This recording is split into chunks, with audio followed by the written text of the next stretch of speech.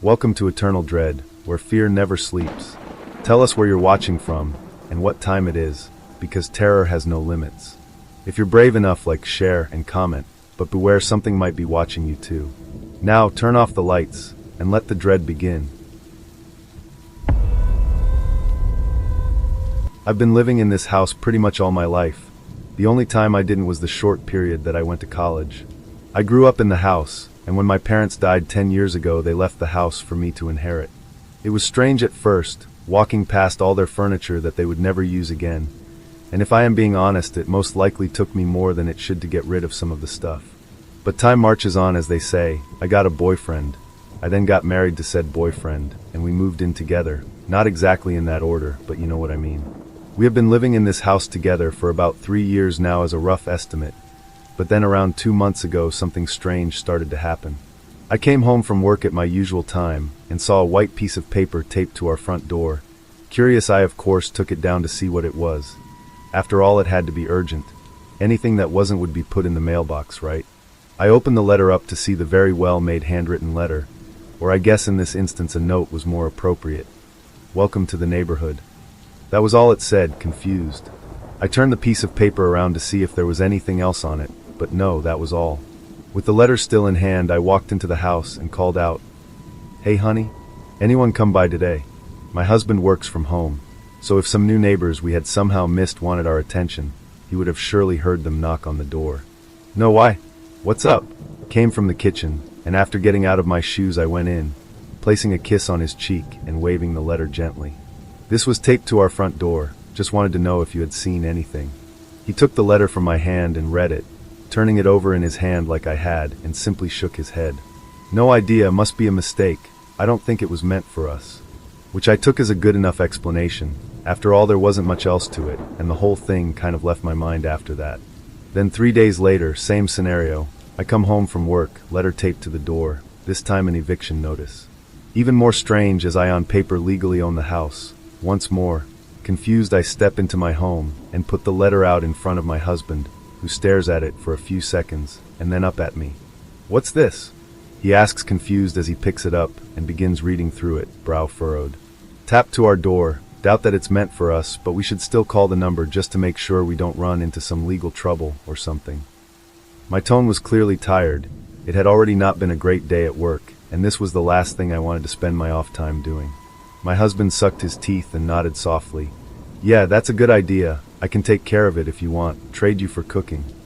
And that was an offer I was more than happy to take.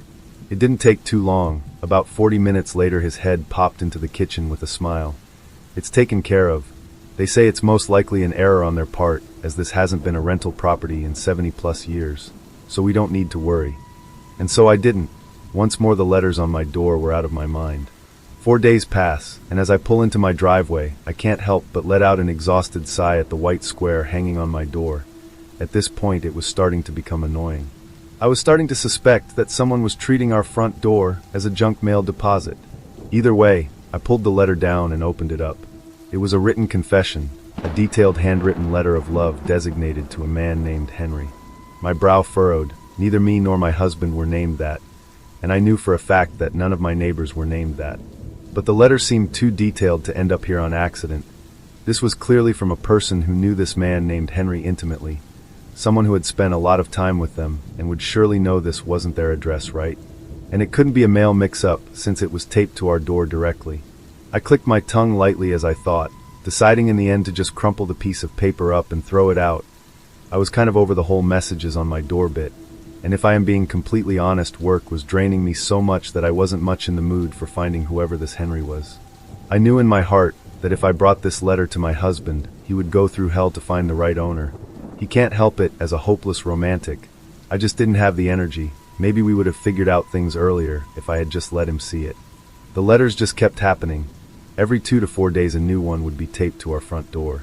Most of the handwritten, talking about everything from the weather to a bird they saw. A few of the notes being official-looking mail, another eviction notice, something about registering to vote, one for a nearby church. But these were all in between then handwritten ones. And at some point I stopped really reading them. I just pulled down the note and threw it out. Nothing interesting was ever on it, and it wasn't enough of a problem that I cared to catch whoever it was in the act. The few times I did glance at the letters, the handwriting seemed to get more and more shaky, messy. A small part of me wished I could send a letter back to whoever was doing it. My first guess was some poor old woman just looking for friends, but I never made much of an effort. It's why I didn't take much notice when I saw the white square on our front door, at least not till I got closer to it. The rest of the letters had been taped delicately to the front of my door, but this one had a nail driven through it. Someone had nailed into our front door. I grabbed the letter and opened the door. "Why didn't you call me or something?" I yelled into the house as I angrily removed my shoes and stomped into the living room where my husband sat confused with his phone in hand. "About what?" he asked with a tone that matched his facial expression. I waved the letter, annoyed, in the air. "Someone nailed this to our front door. There is no way you didn't hear that." At that, my husband practically shot up from his seat and with fast steps moved to the front door, opened it, and had a look at the slightly rusty nail that had been driven into the middle of it. "What the fuck?" he said with furrowed brows, eyes drifting over to me. My facial expression changed, pausing, confused like his as I stared down at the letter. I opened it up, hands slightly shaky at this point as I stared at the words within, my mouth feeling dry at the handwritten note. "You corrupted my Henry." The letters were shaky, written as if someone who was drunk, and tapped to the inside of the letter were two photos, both of me and my husband, one in the kitchen and the second cuddling on the couch. My husband could clearly see the worry on my face and reached out to take the letter from my hand. As he stared at it, I saw his face go pale, and he bit his lower lip like he only does when stressed. I swallowed, stared at him, waited for something, anything. After what felt like a million years, he finally looked up at me. His eyes were unfocused. He looked as if he was staring right past me. "Daniel," he said, his voice shaky, unsure. I nodded. He needed to know that I was listening as I stared at him wide-eyed. "I need you to understand that I love you. I love you with all of my heart. Do you know that?" Once more I nodded. I knew that better than anyone. "Good. Listen to me. I need you to drive out of town. Throw your phone out of the window somewhere along the way. I need you to withdraw as much money as you can. And I need you to check into the Saltwater Motel, all right? Ask for room 203. I opened my mouth to say something, but before I could even get my words out, he stopped me, putting his hand over my mouth as he stared into my eyes with a more intense gaze than he had ever had. "Please, no questions. I will come find you. I promise, please." "For me?" I swallowed, and then nodded. I didn't know what else to do. He gave me a kiss on the forehead, and I left. I got in my car, and about 6 hours later, I checked into the Saltwater Motel room 203. The only thing I didn't do was get rid of my phone. I need to know that he can call me, that if something happens he can get a hold of me. I hope he knows that I love him too. Maybe that's why I kept it, so I could write this. If I never see him again, if something happens to either of us, I hope at least this is enough for someone to know that I love him too. The retirement home I work at isn't normal. Hello. I really shouldn't be writing this, but I need to get this out there. The retirement home I work at isn't normal. We take in people and things that aren't exactly normal. One of my favorite patrons of the Arden home is Esmeralda Tootin. It is well known that she was a famous serial killer in the 70s. She targeted mainly single mothers with twins. Her most famous murder was the Ascon family in 1979, also one of her last murders before being sent into retirement. This murder was the first that she started to experiment with torture. She said she did this because she was a twin herself, and her mother heavily abused her. Not the most exciting backstory, I know, but there is other interesting stuff around here. This place also has a bunch of cool objects that are said to be haunted, or even cursed by the devil himself. Like, we have a typewriter that, if you close your eyes and start typing random letters and numbers, you can find out how you die. I'm supposed to die next week, which is why I'm writing this. The help at this place never lasts long. I'm actually considered a veteran, even though I've only been here for 3 years. There's no point fighting the typewriter, though. People have tried, of course, but no matter what, the typewriter never fails. I knew someone that was killed by a falling piano, as cartoonish as that is. He did live in a nicer neighborhood, and I guess fancy people need their pianos moved. He was on his way to work, too. I have to go take care of Mr. Malone now, see ya. Hi. Mr. Malone was getting out of hand. He was the infamous San Antonio scalper. He would find people that he thought had lovely hair, stalk them for a period of 3 to 5 days, then scalp them and take their hair. He made some pretty interesting stuff out of them, too. One of my favorites is his black-haired ghillie suit that he would use for stalking people. He would also make ropes to restrain some of his murder victims. He wouldn't kill the scalped, but anyone with bad hair he would kill. He does not like redheads, which is the reason we don't hire any, not after Jenny at least. Jenny was nice, but to Mr. Malone's credit, she had great hair.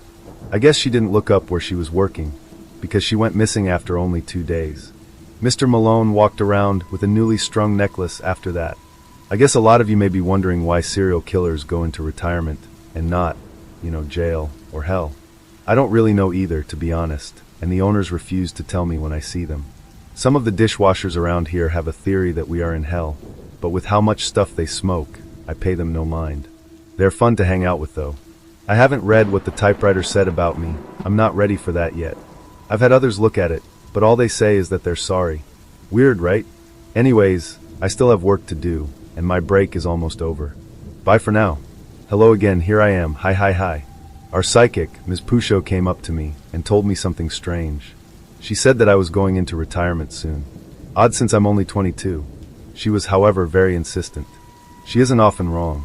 I guess I better buy a lottery ticket. Oh wait, I'm gonna die soon. So why am I retiring? Anyways, I guess I'll tell you how we deal with our more difficult patrons.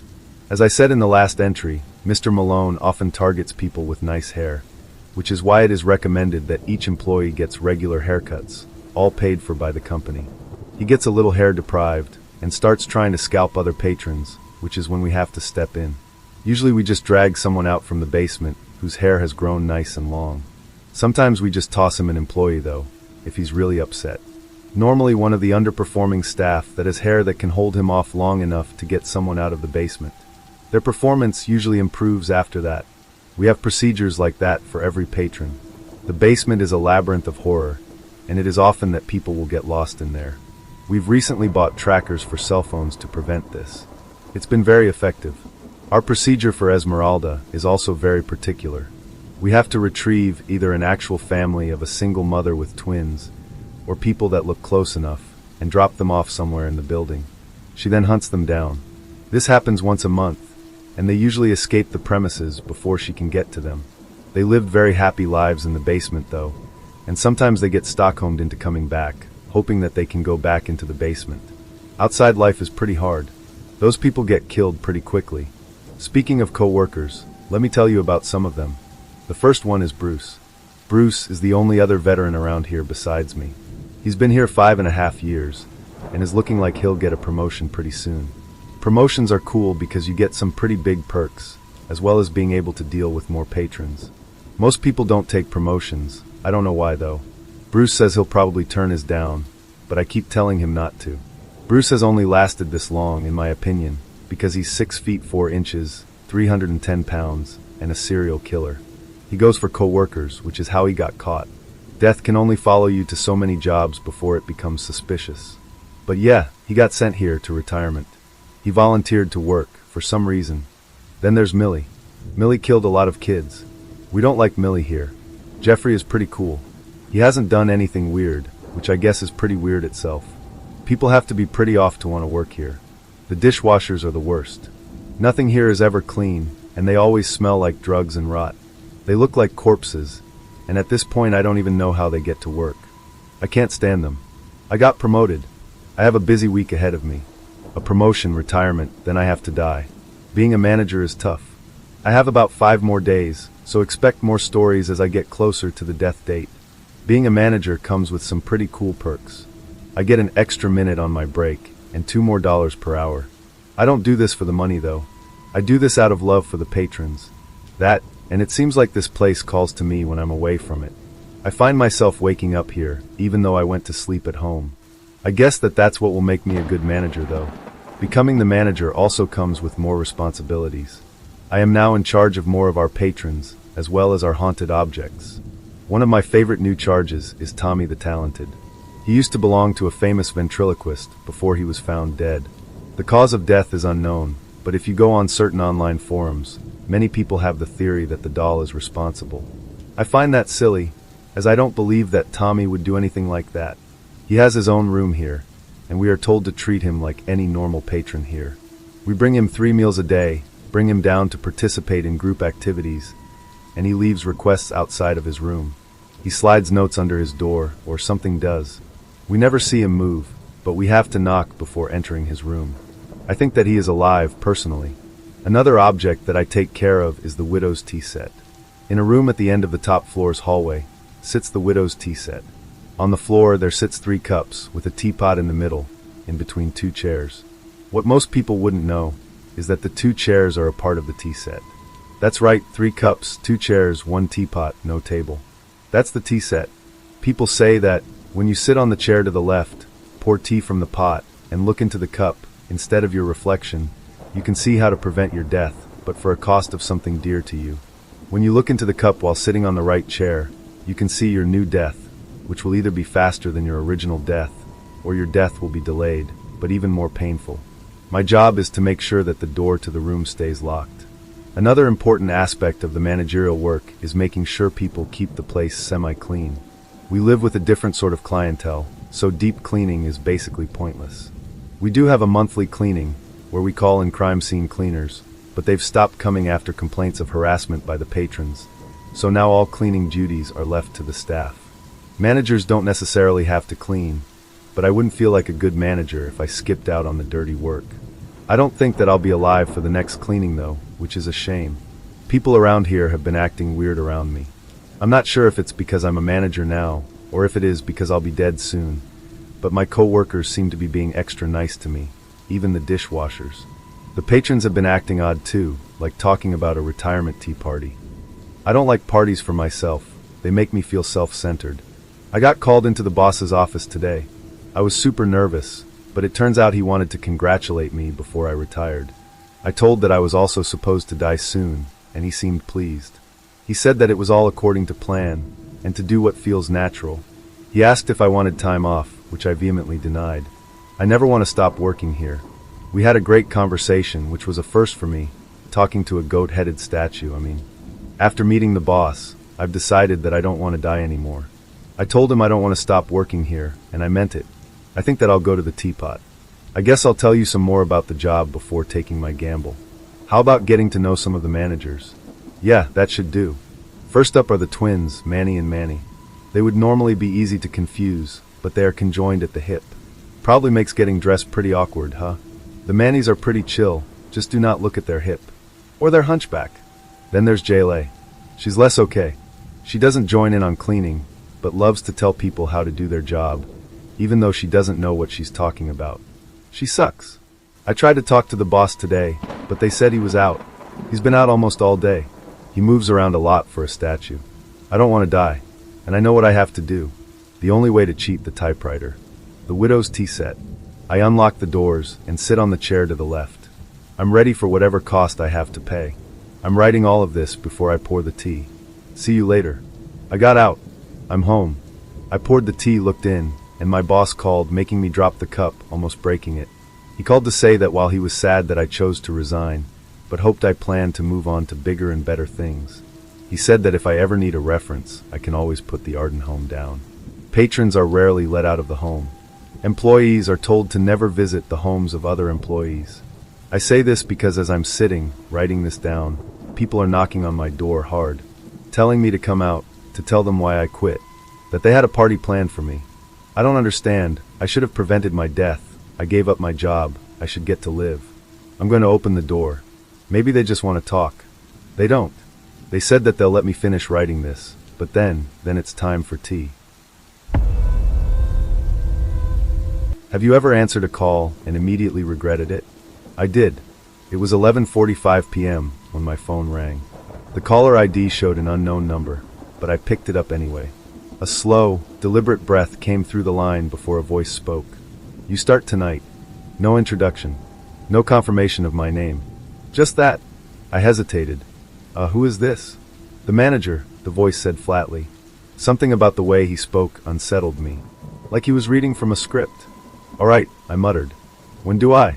The line went dead. No interview, no schedule. Nothing. If you ever worked the night shift in a giant, empty store, you know how unnatural it feels. The aisles stretch out forever. The fluorescent lights hum constantly. And no matter how many cameras they install, there are always blind spots. I didn't think about that when I accepted the night shift at a local superstore. Rent was due, and I needed cash. It was supposed to be simple, just restocking shelves and making sure no one walked out with unpaid items. I figured I'd just listen to music, do my work, and go home. But the moment I stepped inside, I realized something was very wrong. I reached the store that never closes, but it is always empty. I arrived at 11:58 p.m. The doors slid open automatically, and a rush of stale air hit my face. I stepped inside. The automatic doors slid shut behind me with a loud thud, louder than it should have been. The store was massive, but eerily silent. Every aisle was stocked perfectly. The lights buzzed overhead, flickering just enough to make me uneasy. The self-checkout machines were on, their screens glowing in the dim store. But there was no one inside. No employees. No customers. No managers. Just me. Then, I saw the tablet on the front desk. A sticky note was stuck to it. Read this first. I picked it up and tapped the screen. A single document was open. Night shift protocol. Between 12 a.m. and 12:15 a.m., you may hear the doors open and close. Do not check. No one is there. If you see someone browsing aisle 14, do not approach them. They do not like to be seen. They will know. At 1 a.m., you will receive a mobile notification from an unknown sender. Do not open it. Delete it immediately. If a woman in soaking wet clothes enters the store, she will ask you for help. Do not answer. Do not look at her directly. If she stops speaking, hide immediately. Between 2:30 a.m. and 2:45 a.m., the security cameras will turn to face you. Stay completely still. They will reset if you do not move. If you see a shopping cart moving on its own, turn around and count to 10 before looking again. If you hear your own voice over the intercom, leave the building immediately. Your shift is over. I read the list twice. Then the automatic doors slid open again. I felt something just walked in. A wave of cold air swept through the store. I gripped the tablet tighter and stared straight ahead. A minute passed, then another. Nothing. I forced myself to breathe and turned toward the aisles. They were still empty. I grabbed a pricing gun and started my shift. But I knew I wasn't alone. At 12:14 a.m., I heard it. A faint, almost imperceptible sound. A soft scrape, like something shifting against the shelves. It wasn't loud, but in the dead silence of the near-empty store, it might as well have been a gunshot. My breath hitched, and an uneasy chill ran down my spine. Instinctively, I turned my head ever so slightly toward the source. Aisle 14. A woman stood there. Her back faced me, her posture rigid, unnatural. At first glance, nothing seemed off. She was dressed casually in jeans, a hoodie, and sneakers, just like any other late-night shopper. But something about her sent alarm bells ringing in my head. She wasn't moving, not browsing, not scrolling through her phone like anyone else would be. Just standing there, completely still. I swallowed hard, my fingers tightening around the shopping basket in my hand. Slowly, cautiously, I took a step back, careful not to make a sound. My pulse pounded in my ears. Then her head twitched. Not a normal turn. Not a slow, curious glance. Just a twitch. A sharp, unnatural jerk, like a glitched frame in a corrupted video file. My stomach clenched, and my breathing grew shallow. Do not approach them. The rule echoed in my mind, a desperate warning. They do not like to be seen. They will know. I forced my gaze away, keeping my movements controlled, my pace steady. Act normal. Do not react. Do not let them know. As I turned the corner, my eyes flicked up, just for a second, to the convex security mirror mounted on the ceiling. She was facing me now, and she was smiling. A slow, unnatural grin stretched across her face, wide and wrong. What the hell was that? The thought slammed into my mind, but I swallowed the scream threatening to rise in my throat. My fingers curled into a fist as I fought to steady my breathing. This wasn't my imagination. This was real. I was having a truly fearful conversation with myself. Then, at exactly 1 a.m., my phone vibrated. A single notification appeared on the screen. The sender was unknown. Are you alone? It read. A nauseating wave of dread rolled through me. My hands trembled as I gripped my phone tighter. Everything was happening just as the rules described. No more second-guessing. No more hesitation. I needed to follow them. And as per the Rule 3, at 1 a.m., you will receive a mobile notification from an unknown sender. Do not open it. Delete it immediately. My thumb hovered over the delete button, but doubt crept in. What if? Another message read. You shouldn't be. The air grew dense, pressing against my chest like a heavy weight. The fluorescent lights above flickered, the buzz of electricity suddenly too loud, too erratic. The self-checkout screen glitched. Numbers blinked in and out, meaningless digits flashing faster than I could process. Delete it. Delete it. Delete it now. I pressed the button. The second I did, something moved behind the counter. I was literally trembling. My body wasn't just reacting to fear, it was reacting to something else. Something deeper. Something unnatural. This superstore was alive. Not in a metaphorical way. Not in the way a place feels unsettling at night. No, this place knew I was here. It was watching, shifting, reacting to me in ways I couldn't fully understand. And then, at exactly 1:37 a.m., the automatic doors slid open again. The sound sent a bolt of pure dread through me. I knew what was coming before I even turned around. I knew because I had read the rules. Because the pattern was repeating itself. A woman. She stood there, unmoving, her clothes soaking wet. Her jeans clung to her legs, heavy with water. Her hoodie sagged, dripping onto the floor in slow, steady drops. Her sneakers made a sickening, squelching noise as she stepped forward, leaving behind dark, glistening footprints on the tiles. She was shivering, violently. Her arms were wrapped tightly around herself, her fingers digging into her sleeves. Then, through chattering teeth, she spoke. "Please," she gasped, her voice fragile and broken. "Can you help me?" I clenched my jaw, forcing my hands to grip the metal shelf beside me. My nails dug into the cold steel as I fought against every natural instinct telling me to respond. "Don't answer. Don't answer. Don't answer." She sucked in a sharp, trembling breath.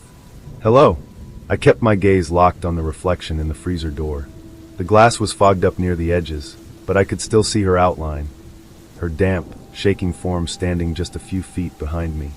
If a woman in soaking wet clothes enters the store, she will ask you for help. Do not answer. Do not look at her directly. I kept repeating the rule in my mind. A dark puddle spread beneath her feet, the water seeping into the grout lines between the tiles. She took a step closer. "Please. I think someone's following me." My fingers dug deeper into the shelf. The metal was cold, grounding me. I focused on the feeling, on the pressure, anything to drown out the unbearable urge to turn around. And then, she stopped speaking. My stomach dropped. A sharp chill ran up my spine, curling around my ribcage like an icy hand. The rule. If she stopped speaking, hide. Immediately. I didn't hesitate. I backed away slowly, each step measured and careful. Then, the moment I rounded the corner, I ran. Bolting toward the stockroom, I didn't dare look back. The moment my fingers touched the door handle, I yanked it open and threw myself inside. I slammed the door shut and crouched low, pressing my back against the wall, heart hammering so hard it hurt.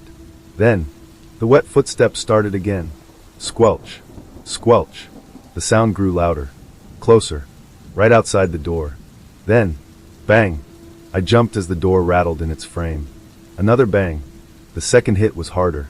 My breath caught in my throat. A third. The whole door shuddered, the hinges groaning under the impact. Then suddenly silence. I didn't move. I didn't breathe. I stayed curled up in that freezing stockroom, arms wrapped around my knees, staring at the door until my vision blurred. Minutes passed. Maybe an hour. When I finally checked the time, it was 2:30 a.m. I was exhausted, completely drained. My body felt weak, my mind stretched thin. The nightmare wasn't ending. It just kept going. I forced myself to keep working. Anything to distract myself. I was restocking frozen pizzas, trying to focus on something normal, when the rules flashed in my mind again. Rule 5. Between 2:30 a.m. and 2:45 a.m., the security cameras will turn to face you. Stay completely still. They will reset if you do not move. A cold dread spread through my chest. Slowly, I lifted my head. The cameras had moved. Every single one. The cameras above the aisles. The ones near the checkout lanes. Even the tiny camera above the freezer section. All of them. Facing me. Watching. My entire body locked up. Stay completely still. They will reset if you do not move. I obeyed. Seconds ticked by. My muscles screamed, but I didn't dare shift. A minute passed. Another. Then. Whir. The cameras rotated, turning back to their original positions. As if nothing had ever happened. I let out a shaky breath, pressing my palms together. My legs felt weak, my hands clammy with sweat. But I was still here. Please, God, I begged silently. Let me be bored. Let me be so bored I start counting tiles on the floor. I don't want anything else. No more rules. No more sounds. No more things. Just let the rest of the night crawl by in dull, mind-numbing peace. But of course, at 3:30 a.m., I heard it, a slow, rhythmic squeak. It echoed softly across the empty aisles, stretching through the silence of the store. I turned my head slightly, just enough to catch a glimpse. A lone shopping cart rolled past the end of my aisle. No one was pushing it. My breath caught in my throat. My fingers tightened around the cardboard box I was holding. The rule. I knew what to do. Turn around. Count to 10. Then look again. I swallowed hard and forced my eyes shut. 1, 2, 3. The cart's wheels screeched. A slow, piercing sound that made my skin crawl. 4, 5, 6. The noise stopped. 7, 8, 9. Silence. 10. I opened my eyes and turned my head. The cart was gone.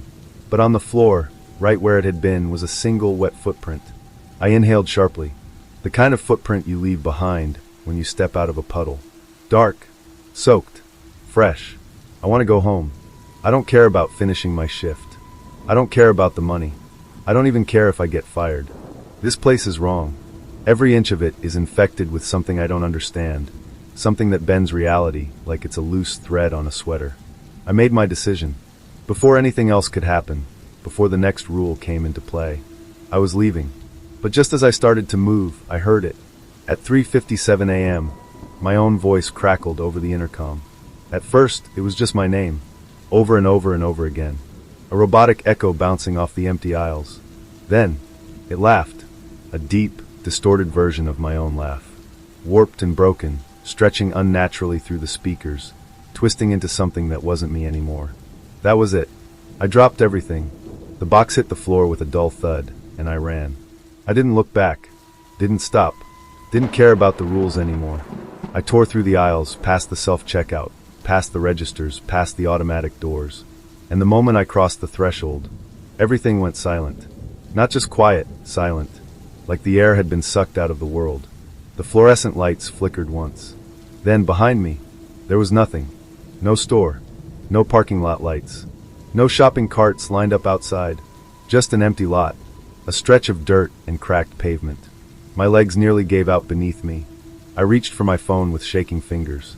The screen lit up. A single notification. Your shift has ended. We'll see you tomorrow. I stared at it. My hands went cold. I wanted to scream. But instead, I just stood there, alone, in an empty lot, with nowhere left to go. The final school year always carries a hint of nostalgia, as if every moment bears the weight of farewell. For us, however, it was more than nostalgia. It was fear. A fear that crept into our lives like an imperceptible shadow until it was too late.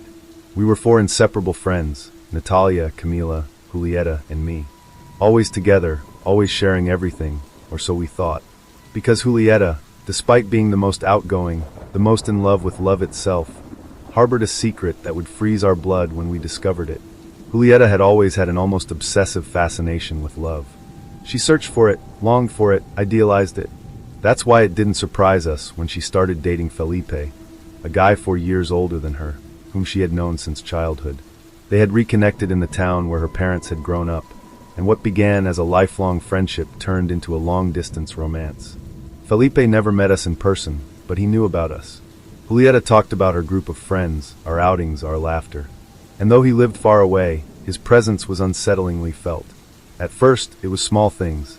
Persistent questions about where she was, what time she got home, what she was wearing. Comments that seemed innocent but, in hindsight, had a dark edge, sharp as a blade that barely grazes the skin before sinking in slowly. Julieta never spoke much about her relationship with Felipe. We, on the other hand, shared our stories, our entanglements, our doubts. She listened with interest, smiled, gave her opinion, but she never truly told us anything deep about her own romance. It was as if she wanted to protect something, or protect herself. And then Christian appeared. Christian wasn't like the other boys at our school. He didn't try to flirt with us, didn't seek attention. He was simply our friend, one of us. Someone we could talk to about anything without fear of judgment. Over time, he became an essential part of our group. A brother, a confidant. But to Felipe, Christian was not just a friend. He was a threat. The first time Julieta mentioned his name to Felipe, his expression changed. We didn't see it, of course, but Julieta told us, with an uneasy look, as if trying to downplay it. She said Felipe had gotten a little upset, had asked her uncomfortable questions about Christian, had told her to stop hanging out with him so much. At first, we dismissed it as a harmless bout of jealousy. But Felipe's jealousy was not normal. It was something else, something deeper, something darker. That was when we began to see Felipe's true nature. And what we saw left us frozen. It was an ordinary afternoon, leaving school with simple, routine plans, buying snacks, watching movies at Julieta's house, laughing without worries. Christian was coming with us. As we walked out the side gate of the school, Julieta received a video call. It was Felipe. She ignored it without hesitation. For security, she shrugged. I don't want my phone stolen. Seconds later, her phone vibrated with a message. Julieta's face changed instantly. Her lips, once curved in a smile, tightened into a rigid line. Her hands, which had been relaxed at her sides, now gripped the phone with force. Felipe is mad. Her voice was barely a whisper. We peeked at the screen. The messages appeared in rapid succession like desperate heartbeats. Answer me. Why did you hang up? Don't ignore me. No excuses. Pick up the video call. Wait, what? Camila frowned. But you already told him why. Julieta didn't answer. She just sighed, with the resignation of someone who knows they have no choice, and called him back. Felipe's smile appeared on the screen. His voice was soft, syrupy, like that of a perfect lover. He told Julieta how beautiful she looked, how much he loved her, how much he missed her. But his eyes did not smile. We were standing right in front of Julieta, behind the phone. He couldn't see us, but something unsettled him. Who are you talking to? His tone shifted subtly. With the girls, Julieta said, making a face. Show them to me. We looked at each other. The request was odd. Why? Julieta sounded annoyed. Because I don't believe you. The color drained from Julieta's face. Felipe stared at her through the screen. The pressure was undeniable. We nudged her gently so she would show us on camera, and in an awkward moment of forced introductions, we waved hello. His response was immediate. And cruel. No, Julieta, what regular-looking friends you have. You're definitely the most beautiful. You should be happy that I'll never be interested in them. You're my queen. The silence that followed was razor-sharp. Julieta laughed nervously. Her cheeks flushed slightly. At that moment, none of us said anything. But the years would make us understand what had really happened. That phrase, disguised as a compliment, was just another chain in the cage that Felipe had built for her. The call ended. Christian, who had been pushed away to avoid problems, returned with a look full of doubt. Julieta will explain. I said, unwilling to be the one to unleash the storm. We walked in silence to her house. We bought snacks at a nearby store, went up to her room, and settled in to watch a movie. But before pressing play, Julieta spoke. And what she told us, we would never forget. Julieta told us that Felipe was very jealous, especially when they visited the town where her parents had grown up. Every time they went, he introduced her as if she were his greatest trophy, as if he had won a prize that everyone should admire. At first, Julieta felt good about it. He didn't hide her, didn't deny her, and demanded that his family respect her. But there was a condition. Under no circumstances could she approach the men in the family. Not her brother, not her cousins, not even her own father. If she did, Felipe would lose his mind. But they weren't the problem, no. The insults and accusations were always directed at her. You're easy, he would say. I bet you've already slept with half the town. Julieta didn't know what to do in those moments. She just stayed quiet and cried silently. She thought that maybe the women in the family would defend her. But no. Although they comforted her, they also justified Felipe's behavior. For them, it was normal, as if the entire family functioned that way. The one who finally convinced Julieta to stay was Felipe's mother. She told her that her son had changed since being with her, that he had left bad company, that he no longer got into trouble or wasted his life. That thanks to her, Felipe was a better person. Julieta felt she had a purpose, that she could help him, as if a teenager could fix a man older than her. So she decided to stay in the relationship. She learned to lower her gaze, to not talk too much, to not breathe too close to any other man. Only her own father could approach her. No one else. One afternoon, after school, Julieta was in her room, trying to solve a physics problem, when Felipe called her. Laughing, she told him she was struggling with it more than usual. He joked. Maybe the teacher wants you to pay more attention to him. Who knows, maybe he likes younger girls, and, well, with how beautiful you are. Julieta smiled. Felipe seemed to be in a good mood, so she decided to play along. But then everything changed. Felipe exploded. "So you like being looked at, don't you?" He accused her of wanting to seduce the teacher, of playing with him, of seeing him as a fool. "How many more are there? How many are you with?" Julieta, terrified, tried to explain that she had just followed the joke. But he wasn't listening anymore. From that day on, every chance he got, he interrogated her about her relationships with her teachers. Weeks later, Felipe showed up unexpectedly in the capital. Julieta was leaving school, walking home. As she walked, she received a call from Felipe. Not wanting another interrogation, she lied. "I'm home. My grandma sent me to buy something." In reality, she was still on her way. Before entering her house, she saw her neighbor, Mr. Jamie. He was a kind man, the owner of a furniture restoration shop, and a little puppy named Nasita. Julieta asked about the puppy, excited. Mr. Jamie smiled. "Let me bring her." That was when she felt an arm wrap around her throat, a cold, venomous whisper in her ear. "Very busy shopping, huh? Do you like lying to me?" Julieta froze. She could barely breathe. Her mind tried to process what was happening, but her body didn't react. Mr. Jamie came out with Nasita and stopped in his tracks. He nearly shouted at the sight. Felipe let go of his grip but didn't release her. Instead, he grabbed her arm tightly and introduced himself with a tense smile. Julieta barely managed to say goodbye before he dragged her to her house. "You have to feed me, the trip was long," he said, as if nothing had happened. But when they were alone in her room, Felipe exploded. He yelled, insulted her, cornered her. Julieta felt real panic. She was trapped. She couldn't move. She couldn't escape. But the worst part was that she didn't understand that she needed to run from him. To her, it was just his personality. His mother had told her that he sometimes got angrier than he should, that it was his only flaw. Right. Julieta finished telling us with her gaze lowered, her hands trembling, and her eyes glassy, trying to hold back tears that seemed to burn her skin. We surrounded her, whispering words of comfort, assuring her that everything would be okay. But among us, the only one who reacted with true indignation was Christian. "That's not normal," he said, his brow furrowed and his voice full of restrained anger. "It's not right for that guy to treat you like that." Julieta lifted her gaze abruptly, glaring at him, not with anger, but with desperation. "Felipe is not bad," she protested, her voice breaking. "He's just a little jealous. Sometimes he likes to play rough jokes, but he doesn't mean any harm. I love him." Christian clenched his fists, his breathing heavy, and for a moment, it looked like he was about to shout. He ran his hands through his hair, pulling it in frustration. "You don't understand, Julieta," he murmured, his tone so serious that even we felt a chill run through the room. "You're trapped in that relationship, and you don't even realize it." I watched the scene in silence, feeling a weight in my chest.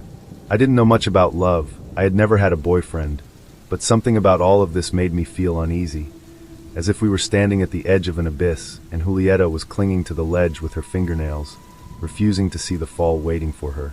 Christian, seeing that his words fell into an echoing void, sighed in exasperation. His gaze shifted from Julieta to us, as if searching for support, but none of us had the courage to confront Julieta at that moment. Finally, he took a deep breath and declared, "I'm not going to stick around and watch that guy completely destroy you." And he left. Something in me reacted, and I followed him to the door, catching up before he disappeared into the night. I stood in front of him, searching for the right words, but he just looked at me with immense exhaustion in his eyes. "Don't leave her alone," he told me, with a seriousness that chilled my blood. "Support her, but don't make her believe that love endures everything. Don't justify this, because this isn't love." His words remained in my mind like a persistent echo. After that night, Christian began to distance himself. He didn't ignore us, but there was something in his attitude that showed his patience had run out, especially with Julieta. She, for her part, stopped mentioning Felipe, perhaps because she still wanted Christian's friendship. It seemed like everything was calming down, but we were wrong. One night, the WhatsApp group lit up with a message from Julieta. "Felipe wants to kill himself." The air seemed to thicken immediately. We all fell silent, paralyzed, horror creeping through our veins. We started bombarding her with questions, begging her to explain what had happened. She answered us with a voice message, her breathing ragged. She told us that her grandmother had overheard her argument with Christian, and that, for the first time, someone in her family had told her what we and Christian had been trying to say. She needed to stay away from Felipe. Her grandmother begged her to leave him before it was too late. At first, Julieta refused, but something inside her started to give in. Maybe deep down she already knew. She distanced herself from Felipe little by little, ignoring his calls, responding less and less. But he wouldn't accept it. He clung to her like a castaway to a piece of driftwood in the middle of the ocean. He constantly questioned her, blamed her for everything, told her that no one else would accept her, that she was a fool for wasting the chance to be with him. He humiliated her, insulted her, made her cry countless times. But she resisted, until one night he called, and she answered. Felipe's voice was calm, melancholic. He talked about his problems at home, how unhappy he was, how much he needed her. He swore he would change, that everything would be different if she gave him another chance. Julieta felt her heart tighten. She hesitated, but she wanted to be sure that he would really change. She told him everything that had hurt her, his jealousy, his mistreatment, the way he made her feel small. Felipe let out a bitter, lifeless laugh. "I'm a mess," he whispered. "An idiot. A monster. All I do is hurt people. I should just disappear." Julieta felt a lump in her throat. "Don't say that. The world would be better without me," he said, with a calmness that sent chills down her spine. "I can't live without you, Julieta. I'm nothing without you. I'm at the town's lookout. The night is cold, but the view is beautiful." Julieta stopped breathing. "I love you," Felipe whispered. "Forgive me." And he hung up. Julieta felt the ground open beneath her feet. She trembled, tears falling uncontrollably. Desperate, she called Felipe's mother, sobbing, pleading for help. But the woman's response was a knife straight to her heart. "This is your fault. If anything happens to my son, it'll be because of you." And she hung up. Not knowing what else to do, Julieta wrote to us. The silence that followed her audio was dense, heavy. We stared at each other through the screen, though we couldn't really see one another. We felt like statues, trapped in a moment that didn't seem real. Christian was the first to break the silence. "Don't do anything," he said firmly. "Don't respond, don't look for him. This is manipulation. He will call you again." But Julieta was shattered, consumed by guilt, anguish, terror. She felt like the worst person in the world. She felt like she had ruined Felipe's life. "What should I do?" she asked in a barely audible voice. And the answer was not simple. Julieta was desperate. She called Felipe over and over. His mother. No one answered. The silence became a monster that devoured our sense of calm. It was as if the world had stopped in a dark crevice where the worst was about to reveal itself. We, her friends, felt the sticky anxiety clinging to our skin, the helplessness of being on the other end of the phone, unable to do anything. And then, in the early morning, the notification hit us like a gunshot to the head. Felipe was found. He had been unconscious, abandoned at the town's lookout. A neighbor had found him, a limp, intoxicated body that looked more like a corpse than a person. Julieta told us about it with a shattered voice, sobbing, crushed by her own cries. She blamed herself. She was drowning in an ocean of guilt that Felipe himself had built around her. With every shout, every threat disguised as a plea, every hug that was more of a noose than a comfort. And then she said the words that froze our blood. "I have to go see him. I have to apologize." I expected Christian to explode, to yell, to shake her with words full of reason. But his silence was a sharp knife that left us exposed. It was Natalia who spoke. Her voice was firm, restrained, but it carried the weight of a truth that could no longer be ignored. "Don't do this, Julieta. Don't you see? Don't you see what he's doing? He's manipulating you. He's pulling you into his cage. And if you go in this time, you won't come out." Julieta didn't answer. She couldn't, because deep down she already knew. Her body knew. Her instincts screamed at her to run. But love, that damn trap, kept her tied. That night, she didn't write again. But silence wasn't peace. The next day, Julieta gathered us in the school's green area, away from the others, her skin dull in dark circles like shadows under her eyes. She wasn't the same Julieta. Something had changed. She looked at us, swallowed hard, and told us what she had discovered. She had spent the night without sleeping, searching through every corner of Felipe's social media. She remembered the name of an ex-girlfriend, Samantha, a ghost mentioned by Felipe's mother in a moment of carelessness, under her son's warning gaze. Julieta searched, dug, found her, and messaged her at around 4 in the morning. Of course, Samantha didn't respond immediately. But that morning, Julieta saw the notification. A message that would change everything. Stay away from him before it's too late. Julieta trembled. So did we. Samantha told her the truth. Felipe's real face. That he didn't have female friends, only prey he sought to trap. That he wasn't capable of being faithful or of loving without possessing. That his love was a prison and that, when she tried to escape, he marked her with his clenched fists. I didn't react in time.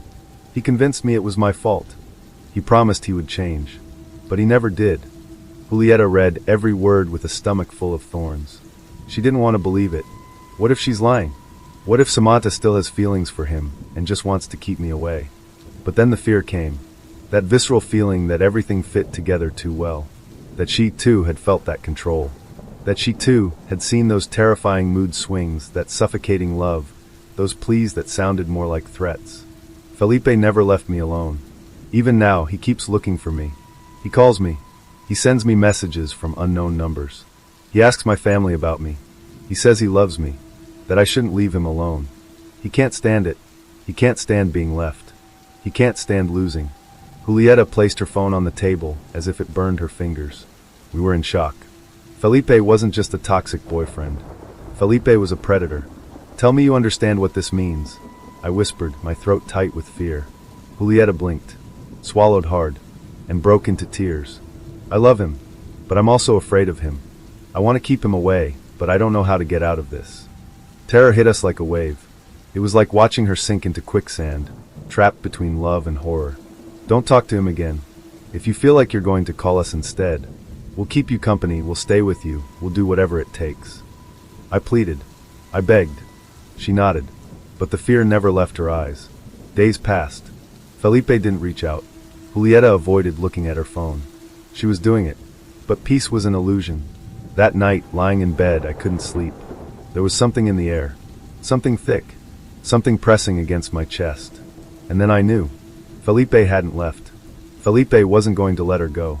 Felipe was still there, lurking, and my body knew it. But I didn't listen.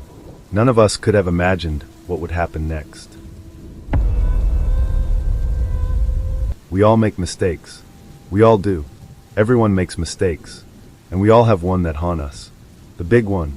Do you want to know mine? Going to the grocery store. Around a year ago, I was moving into a new town. It was a bit further out in the country, but I liked it. It was a new start, a new beginning, and the air was much better than where I was before. I barely got all the furniture through the door when I got a flyer slipped in the door flap. Yellow plain with black, funky text. Come to the grand opening of Hometown Harvest Market, a family-owned store on Redacted Street, with all the essentials for your home. I was a bit confused because it was shockingly close to where I lived. I guess I missed it. I couldn't help but feel an odd sense of kinship with a grocery store of all things. It was new on the block, just like me, and was looking for a place in an already set community, just waiting for someone to come visit. God, I sound insane. What's changed really? I decided to go the next day. I needed eggs and some other things anyways, plus I was supporting a small business. I could introduce myself, maybe get friendly with the owners, congratulate them on the new store. It was nearby, I could get some steps in too. God knows I needed them. It was perfect. I have never regretted something more in my entire life. The store itself was nice. It certainly didn't look super new, but the banners and balloons said otherwise. It was a simple establishment, a bit bigger than expected, but it had a homely, friendly feel, calling you in for a chat and a cup of tea. I walked in through those retro-looking doors, and heard a little ring from the bell. The cashier turned her head at neck-breaking speeds to look at me. A smile. A smile, it was definitely a smile, but it wasn't real. Something was off, like someone who didn't actually know what smiling was trying to copy the movements. After a second of awkward silence, she opened her mouth to speak. Welcome to Hometown Harvest Market. We are so glad you came for our grand opening. Let me know if you need anything. Her tone was a little flat too. God, this lady was giving me the creeps. I nodded and smiled back, a little unnerved, but hey, who was I to judge if someone smiled funny? And I started shopping. I had a list, but the prices were so low I ditched the whole thing to just grab things I wanted. I guess it was because everything was off-brand, which I never really minded. The brands were strange, the packaging too, but if I was getting cheap food, I was okay with ignoring that they hired a shitty graphic designer. There weren't any other people either, which, especially in retrospect, I thought was weird but brushed it off. It was the first day. It was a Thursday. Not many people were going to be shopping on a Thursday morning. The only people I saw at first were the staff, and they were all as wrong as the cashier. Movements that were too stiff and too fluid at the same time. and I swear that one of them had blue eyes that turned brown midway through his little, "Do you need any help, sir?" speech. I kept shopping, and I started to realize that this place was huge. It seemed to go on forever. I had been walking around for so long I could barely understand how it was possible for a store like this to go on for so long. And then I spotted a little hallway. It was a little out of place, so I walked over to investigate. Was that dumb? Yes. But I just wanted to know how big this damn place was. Behind was a department store. A completely different store with bags, shoes, and racks upon racks of trendy clothing that made my wallet hide in shame. This wasn't possible, not in any way, since this store was a standalone. And standing near a rack of clothes was a man with wavy dark brown. He turned around, a look of pure exhaustion on his face. I tried my best to crack a smile, but I'm sure it looked all crooked and wrong as usual. We blinked at each other for a few seconds before his face lit up with manic joy. "Why, you're real. Oh my God, you're real." I backed up. I was confused about this store, but not enough to want to interact with a seemingly insane person. His face dropped. "Please no, don't leave. Trust me, you don't dash." I slammed the door shut as I turned around to see several members of the staff standing near me, smiling that oh so wrong smile. "Sir, that space is off limits. Please follow me to the checkout." Great. I was being kicked out of the seemingly infinite store with the wacko employees. They all followed me, still smiling. And the way they walked, God, it was wrong. Everything about them was wrong. And none of them even looked alike. Family business, my ass. At checkout they scanned all my stuff, and the little total screen lit up. "Please insert what makes you human." I stared at the screen, and as I tried to comprehend what was going on, I wanted to rip my face off. This whole place was off, and all this did was confirm that being here was a giant mistake. It was just my luck that I managed to ruin a perfectly normal day by walking into the grocery store from hell. I should have known Walmart was a better option. I looked at the screen in silence for a few more seconds before speaking. After all, I could ignore infinite rows of cereal with wacky names, but this was very, very hard to explain away. "Hey, I think your machine is, broken?" She smiled a little more, if that was even possible. "The screen is perfectly fine, sir. Please make your payment." At this point I knew I needed to leave. Call the cops maybe. God, the poor man I just ignored. This place was wrong. Maybe a center for human trafficking, a center for the cartel or something. I smiled at her awkwardly for a second before bolting to the door, praying that years of running track in high school would save me. "Coach, I'm so sorry I didn't try harder." It was locked. The sky was a bright flaming red, and the trees all a shade of this awful, disgusting purple. And when I turned around, they were all standing there, twitching, like they were glitching. Their faces morphed through 20 different ones, and every movement was wrong. "Sir, you can't leave without paying. I'd get fired. Ha. They said it in unison, but that wasn't the creepiest part. It sounded like 50 people talking, not the 5 standing in front of me. "Let me out, are you insane? I didn't even take anything. You need to let me go." "That's simply not possible, sir. I asked for such a small thing, for you to pay for your groceries. You simply can't leave without paying." "What makes me human? What does that even mean? I don't dash." I was blubbering like I was 5 years old again, brimming with fear, trying to accept that I was going to die here, at the hands of these unnatural, psychotic things. To think I survived everything, after what the world had done to me, and what I had done to myself, only to die like this, alone, afraid. I knew life wasn't worth holding on to for so long, and here was proof. I blinked, and then they were gone. Just gone. I was left alone in an empty store, but it was warping almost. And on every screen, a message was written in the same funky text that drew me in here. "Give US what makes you human, earn you freedom." What a steal. I looked at it and I just started crying. A grown-ass man, on the cold checkered floor, sobbing like a child. I wondered what the hell I did to end up in this position. Want some fucking eggs for breakfast? After 10, 15, God knows how many minutes I got up and made my way to the hallway at the back. Every aisle was different now, but the hallway was there, after a walk that was somehow shorter than before. Just another thing about this place I couldn't wrap my head around. I opened the door again to see the man still standing there, the same exact expression of panic on his features, still screaming. "Understand, please stay, they won't let you leave either way." He saw me and laughed in a way that sounded more like crying. "Oh my God, you're still here, oh God, I thought you were going to leave." I was about to close the door again, wondering if my chances were better off with the grocery store or a person who seemed to be off his rocker. But I decided to ask a question or two before booking. I did leave. What do you know about this place? He looked confused before asking. Left? You just closed the door for a second and opened it again. I stared at him, thoroughly taken aback. I also noted that he had an accent. He probably wasn't from around here. No dude, I left for a good 30 minutes. He laughed again, a lot gentler than before, and seemed to be more composed than before. Ah, sorry mate, it's just the look on your face. But as far as I know, you basically just opened and closed the door. I don't know why this even surprises me anymore. I guess this place messes with time as well. I relaxed a bit. I guess he wasn't insane. Or maybe he was.